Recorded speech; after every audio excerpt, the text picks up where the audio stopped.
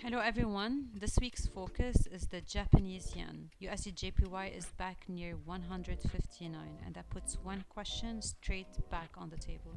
Is Tokyo going to step in again and at which level? Let's check the technicals.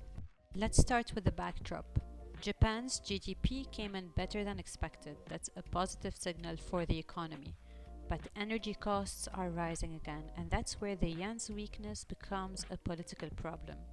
A soft yen helps exporters, but it also makes imported energy significantly more expensive for Japanese households and businesses. So policymakers are caught between protecting competitiveness and managing inflation. That tension is what keeps 160 as the unspoken line in the sand, the level that previously triggered intervention and the level markets are watching again right now. Now, the USD JPY spent month in a defined sideways range, roughly 158 as the floor, 160.5 as the ceiling. That range held. Then we saw a sharp, clean break to the downside. Intervention driven, technically clean, price fell hard and fast. But notice what happened next. The lower boundary at the range 158, which has been support, became resistance on the way back up. That's classic technical behavior. A level that holds price on one side will often repel it from the other. The market tested it, stalled, and then broke back through. And now we're back inside the previous range, currently trading around 159, close to the midpoint of the range in this view.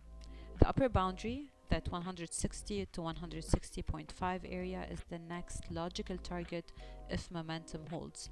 RSI is not elevated but not in an oversold territory. That means the move has room. Now, if we zoom into the recent price action on the 1 hour chart, what you see is a clear, sustained uptrend. Higher lows, higher highs. The channel is well defined. Price is currently approaching the upper boundary of that channel.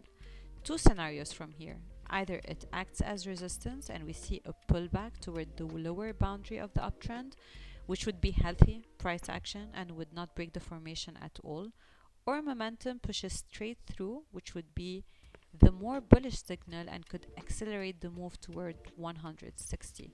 Either way, the trend structure is intact. A dip to the lower channel line is not a breakdown, it's just the range.